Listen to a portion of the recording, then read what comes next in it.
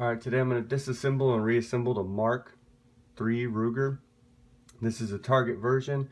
I love shooting this gun. It's probably one of my favorite pistols to shoot, but I do have a lot of trouble taking it apart and putting it back together. And this is a target version, so some of the pieces might be a little bit stiffer than on some of the other guns. I have seen people not have as much trouble with it as I do with this particular one, but I do love the gun, so I want to show you guys some of the problems that arise while taking it apart and putting it back together. So hopefully you won't spend very long taking this gun apart and putting it back together. So let's get started. Clear it. It is cleared. So now I'll put the magazine back in it. Pull the trigger. I will take a paper clip. I like to use this guy here, and I'll insert it right there. Pull that out. Okay, now I have to take a dowel rod and actually hit this down to drive it through. Some people can grab it and just pull it straight out there. I can't do that. I've actually got to hammer it out.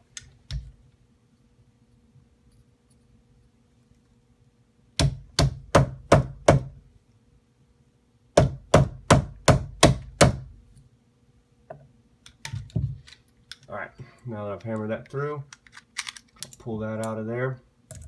Okay, now later on, this guy right here is what we'll have the most problem with disassembling and put it back together.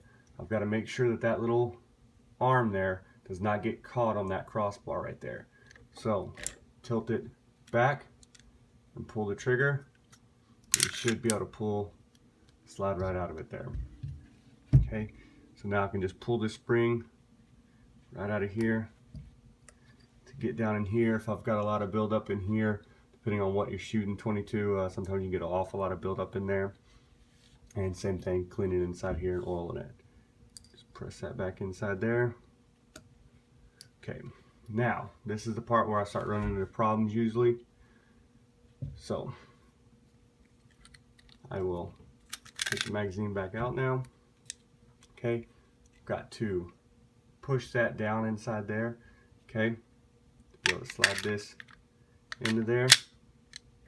Now, this piece right here, like I said, is what gives me the most problem. So to get that back out of the way, I've got to insert the magazine, pull the trigger, and actually push that guy all the way back up in there, as far as I can push it up in there. Okay? Now I'll take this, insert it here. Once again, I'll have to use my dowel rod to hammer it in.